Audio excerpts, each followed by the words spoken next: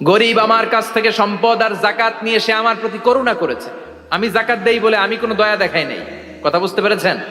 আইডিয়াটা ক্লিয়ার করে নেন। জাকাত দেয়া আমার জন্য কি, কথা বলেন, ফরজ। আর যে জাকাত নেয় তার জন্য জাকাত খাওয়া কি ফরজ?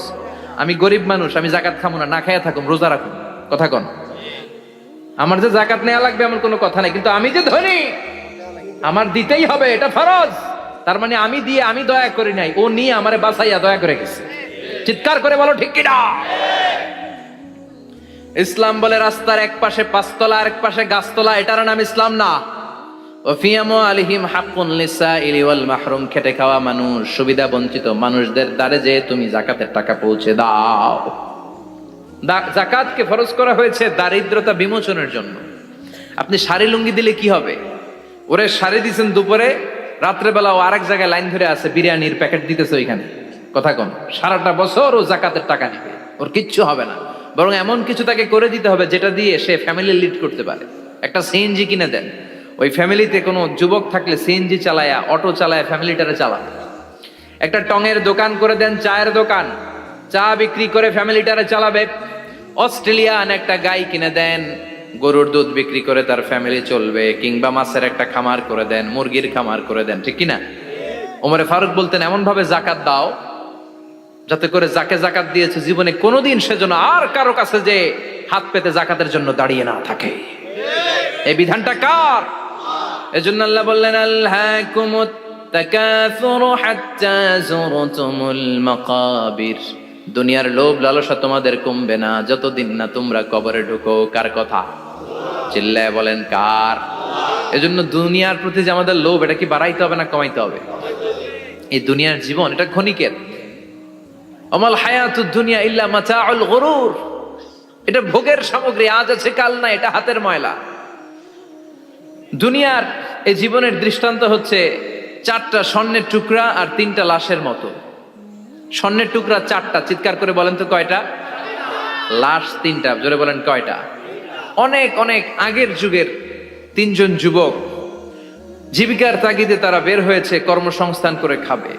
পথিমধ্যে তারা গুপ্তধন পেয়েছে, স্বর্ণের বার পেয়েছে, তো বড় বড় চারটা পেয়ে তারা মহা খুশি। আমাদের আর কাজ করা লাগবে না, এগুলো বেচে আজীবন খাবো, সুখে থাকবো। তো তিনজন মিলে বললো চারটা স্বর্ণের টুকরা তিনজনের মধ্যে ভাগ করে দেওয়ার আগে একজন এক কাজ কর, বাজার থেকে কিছু রুটি নিয়ে আয়, খুব ক্ষুধা লেগেছে, খেয়ে নেই। একজনের রুটি আনতে পাঠিয়ে দুইজন মিলে ভাবে ওইটারে যদি মেরে ফেলতে পারি তাহলে তো তোর আর আমার মধ্যে কোনো ঝামেলা নাই। স্বর্ণের টুকরা কয়টা? তুই নিবি দুইটা, আমি নেব দুইটা। আর যেটারে রুটি আনতে পাঠাইছে ওইটা মনে মনে ভাবতেছে রুটির মধ্যে বিষ মিশাই নিয়ে যাব। কি মিশাবো? বিষ খাইয়া ওইটা শেষ, সবগুলো আমার।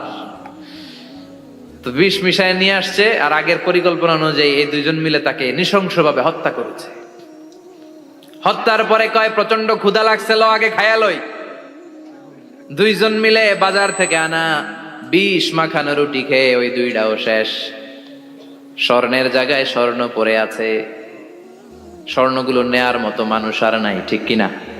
এজন্য মানুষের এই চাহিদা কমবে না। বিষ্ণু বলেন লাউ আন্না লিকুল্লি ইবনে আদম ওয়াদিয়ান মিন যাহাব আহাব্বা আই ইয়াকুনা ইলাইহি ওয়াদিয়ান, আল্লাহ প্রত্যেককে, আমাদের প্রত্যেককে যদি একটা করে স্বর্ণের পাহাড়ের মালিক বানিয়ে দেয়। কয়টা করে পাহাড় দেখছেন কোনোদিন? কই দেখছেন?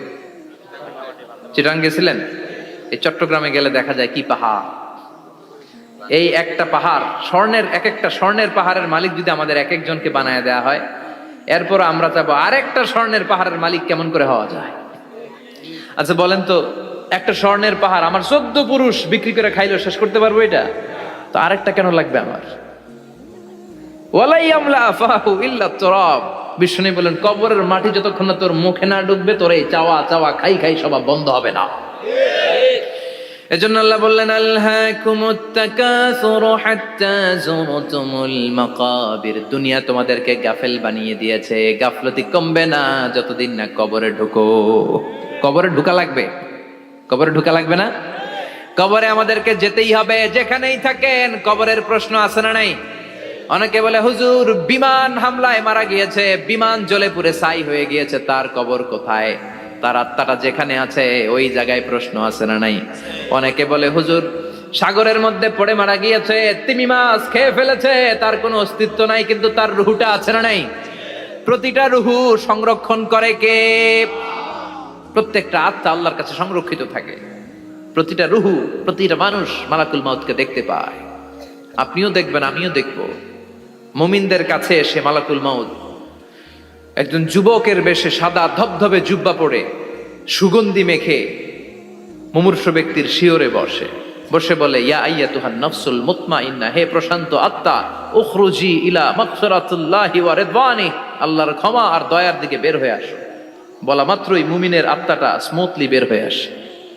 কাফান মিন আকফানিল জান্নাহ, হানুত মিন হানুতিল জান্নাহ, জান্নাত থেকে আনা সুগন্ধি কাফনের মধ্যে পেঁচিয়ে তিনি রূহটাকে নিয়ে ইল্লিনে চলে যায়। সরাসরি দেখে মালাকুল মাউতকে। আর যারা ইসলাম বিরোধী, কোরআন বিরোধী, তাদের সামনে এসে মালাকুল মাউত ত্রাস সৃষ্টি করে। আগে ধমক। হাইওয়েতে মাঝে মাঝে ডাকাতি হয় না? বাসগুলোর মধ্যে যখন ডাকাতি হয়, বাসে থাকে 50 জন, ডাকাত ঢুকে 5 জন। এই 5 জনের ভয়ে সবগুলো পেশাব করে দেয়, কারণ ত্রাস সৃষ্টি করে। এসেই চাইনিজ কুড়াল দিয়ে আগে কুবায় দেয় 4-5 জনের। রক্ত দেখে কি দেওয়ার সব আগে রেডি করে রাখে। মালাকুল মাউত এসে কাফের, নাস্তিক, মুশরিকদের সামনে সেরকম একটা ত্রাস সৃষ্টি করে। ভয়ে লোকটা কাঁপতে থাকে।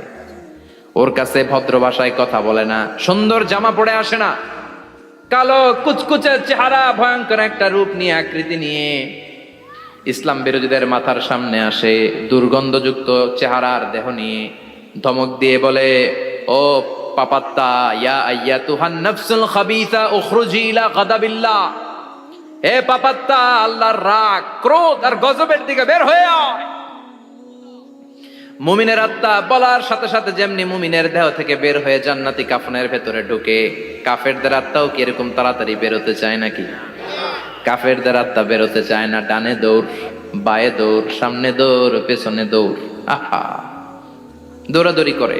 মালাকুল মাউত এটাকে টেনে হিচড়ে, একটা জীবিত ছাগলকে জবেহ না করে, জবাই না করে, তার চামড়া উল্টার দিকে টেনে হিচড়ে বের করলে ছাগলটা যত কষ্ট পায়, এর চেয়ে কমসে কম 70 গুণ বেশি কষ্ট দিয়ে কাফের, মুশরিক আর গাদ্দারদের রূহ কবজ করা হয়।